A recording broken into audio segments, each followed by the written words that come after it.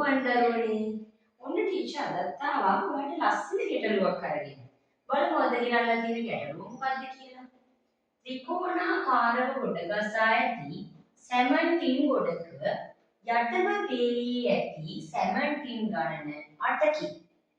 එහි ඇති මුළු සැමන්ටින් ගණන කීයද? මොකද්ද ගණන? ත්‍රිකෝණාකාරව ගොඩගසා ඇති සැමන්ටින් ගොඩක යටම පේළියේ ඇති සැමන්ටින් ගණන 8කි. එහි ඇති මුළු සැමන්ටින් ගණන කීයද? පුතා දැකලා තියෙනවද වෙන සෙල් වල ලස්සනට සැමන්ටින් ගොඩ ගහලා තියෙනවා, සබන්වියට ගොඩ ගහලා තියෙනවා.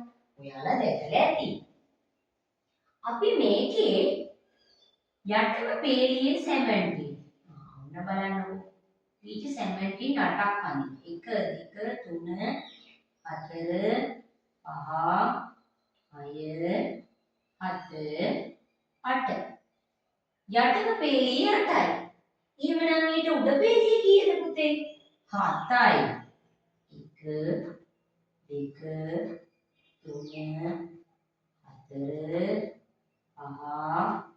5 6 7යි. එහෙනම් ඊට උඩ පේළියේ 6යි.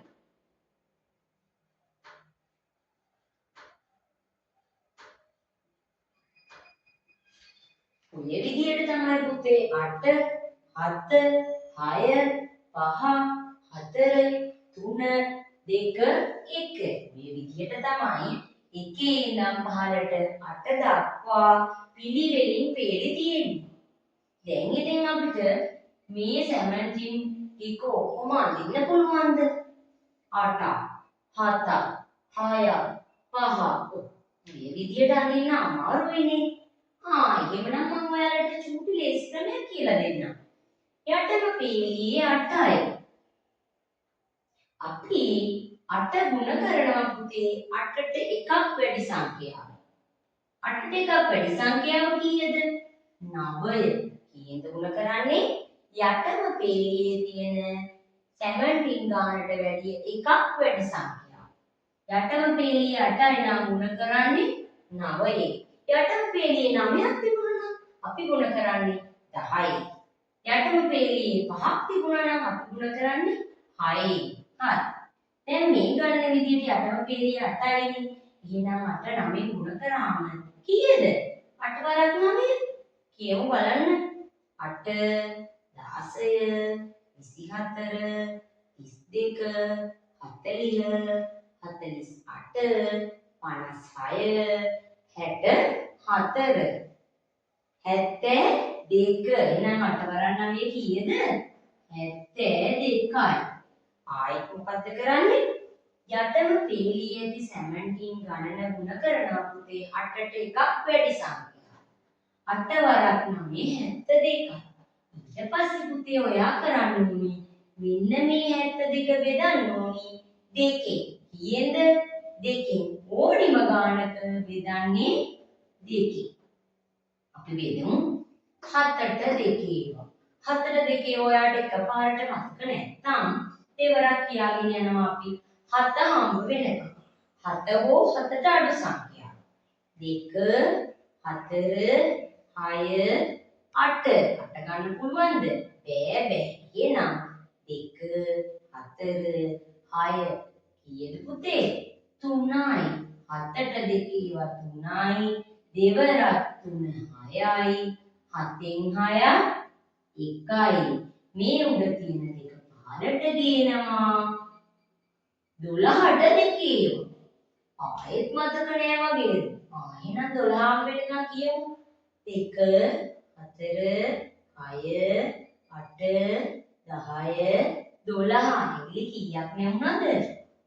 6ක් නේද? දෙවරක් 6 12. 12න් 12 බිංදුවයි.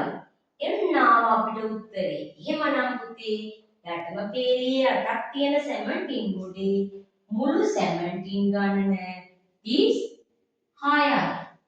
අපි මේක හරිද කියලා බලමු. ඔන්න බලන්න ටීචර් හරිද කියලා බලන්නේ. යටම පේළියේ 8යිනේ. ඊට උඩ පේළියේ 7යි. ඊටත් උඩ 6යි. 5යි.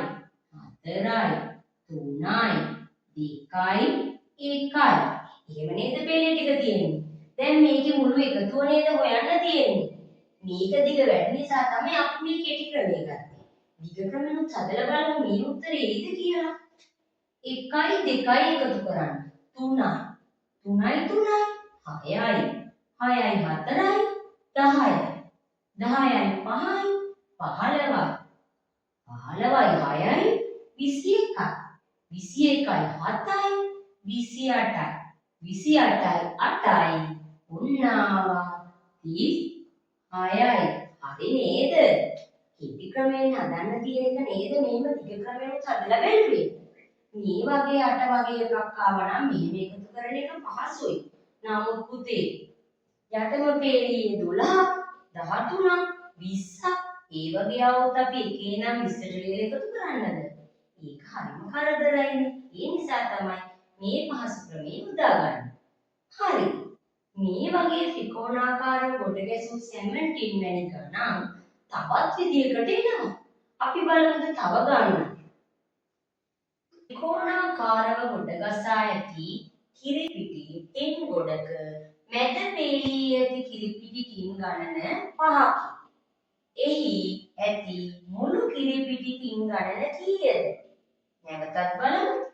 ත්‍රිකෝණාකාරව ගොඩගසා ඇති කිරිපිටි ටින් ගොඩක මැද පේළියේ ඇති කිරිපිටි ටින් ගණන 5කි. එහි ඇති මුළු කිරිපිටි ටින් ගණන කීයද? මීට පෙර කියලා දීපු ගණනේ තිබුණේ පුතේ යටම පේළියේ තියෙන කිරිපිටි ටින් ගණන නේද? හැබැයි මේ පේළියේ තියෙන්නේ යටම පේළිය නෙමෙයි. කොයි පේළියද? ත්‍රිකෝණාකාරව ගොඩගසා ඇති කිරිපිටි ටින් ගොඩක මැද පේළියේ ඇති මොන පේළියද? මැද පේළියේ තමයි දැන් කියන්නේ. කීයද මැද පේළියේ? 5. දැන් අපි මැද පේළියෙන් එකපාරටම පුතේ මුළු ටින් ගාන හොයන්න බැහැ.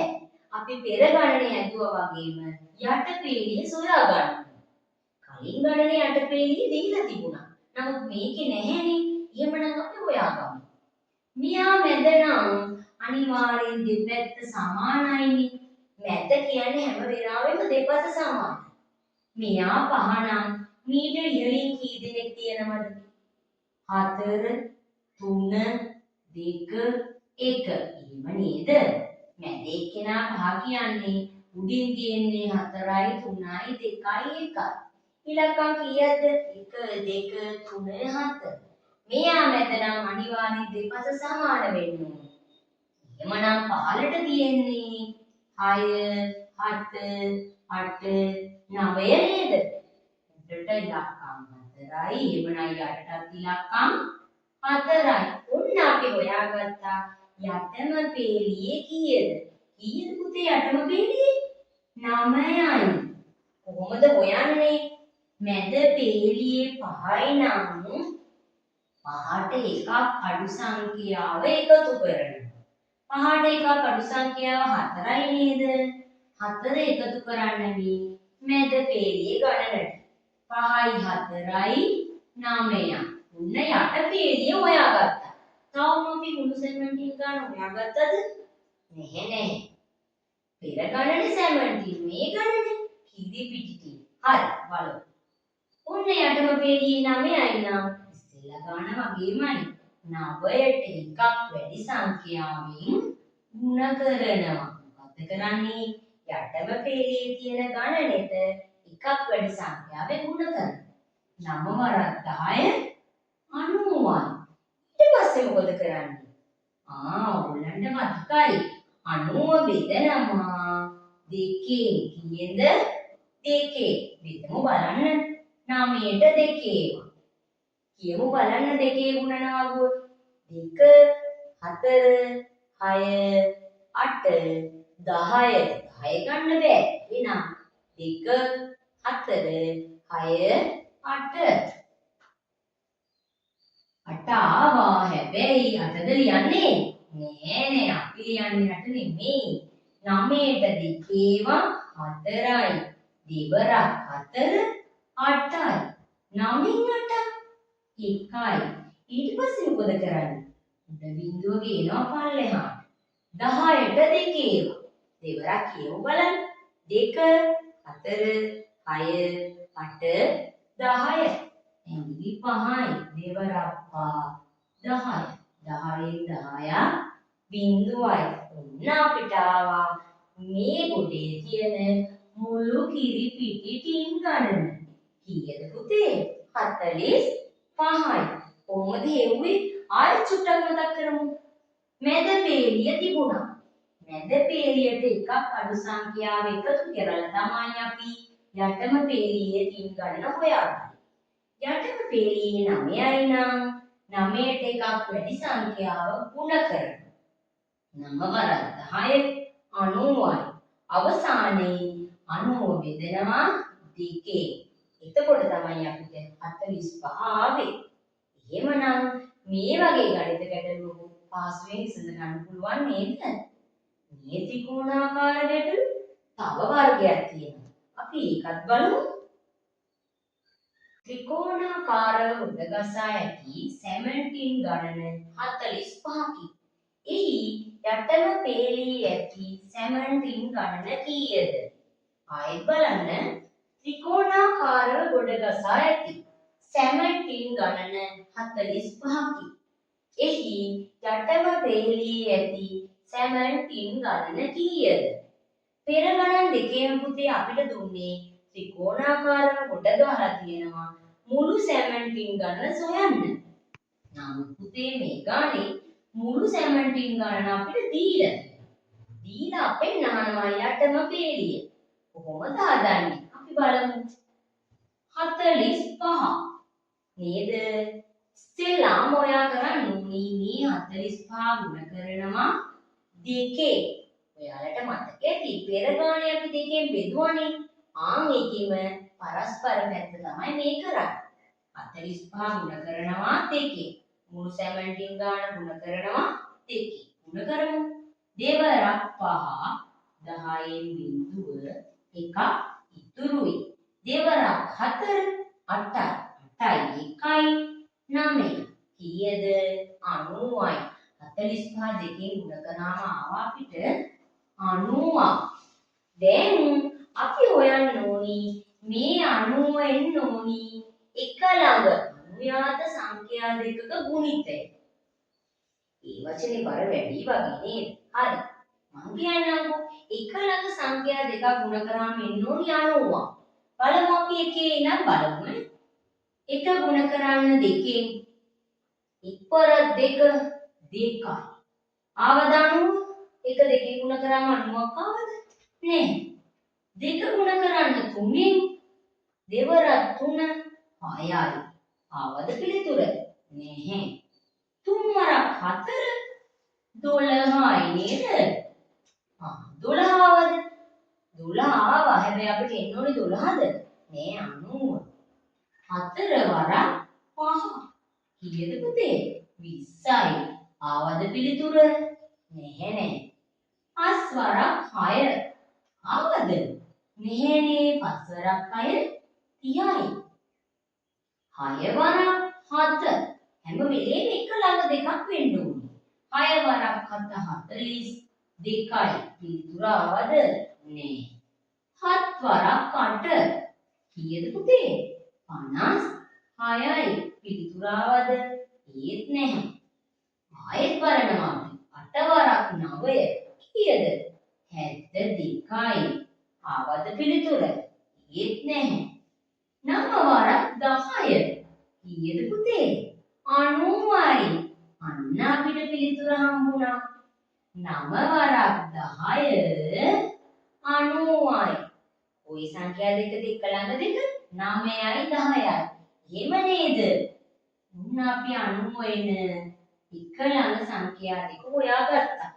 මේකෙන් පුතේ යට තියෙන ඒ කියන්නේ පොඩි එක්කෙනා පළමුව තියෙන සංඛ්‍යාව තමයි පුතේ යටම පේලිය ඇති 17 ගණන. එහෙනම් මේකට උත්තරේ 9යි. ආයෙත් බලමු. මුළු 17 ගණන 45යි. අපි පළවෙනියට කරන්නේ 45 ගුණ කරනවා 2. අපිට පිළිතුර ආව 90. 90 එන්න ඕනි එක ළඟ සංඛ්‍යා දෙකක ගුණිතය. එක් වරක් 2, දෙවරක් 3, තුන් වරක් 4, හතර වරක් 5. ওই විදිහට අපි එක ළඟ ඒවා ගුණ කර කර බැලුවා. අවසානයේ 9 වරක් 10 තමයි 90 කියලා ආවේ. එහෙමනම් මේ සංඛ්‍යා දෙකේ කුඩා සංඛ්‍යාව තමයි යටම පේළියේ තියෙන 17 ගණන. දැන් පුතේ මම ත්‍රිකෝණාකාරව ගොඩ ගසා ඇති තින් ගොඩක් ක්‍රම 3කට ගණන් එන හැටි කියලා දුන්නා. මේ තුනම ඔයාලා ගෙදරදී නැවත පුරුදු පුහුණු වෙන්න. එතකොට ඔයාලට ශිෂ්‍යත්ව විභාගයට ආව ගමන්ම හරිම පහසුවෙන් මේවා විසඳ ගන්න පුළුවන්. එහෙමනම් ටීචර් අදට ගිහිල්ලා එන්නම්. අලුත් සරල ගණිත ගැටලුවකින් නැවත හම්බ වෙමු.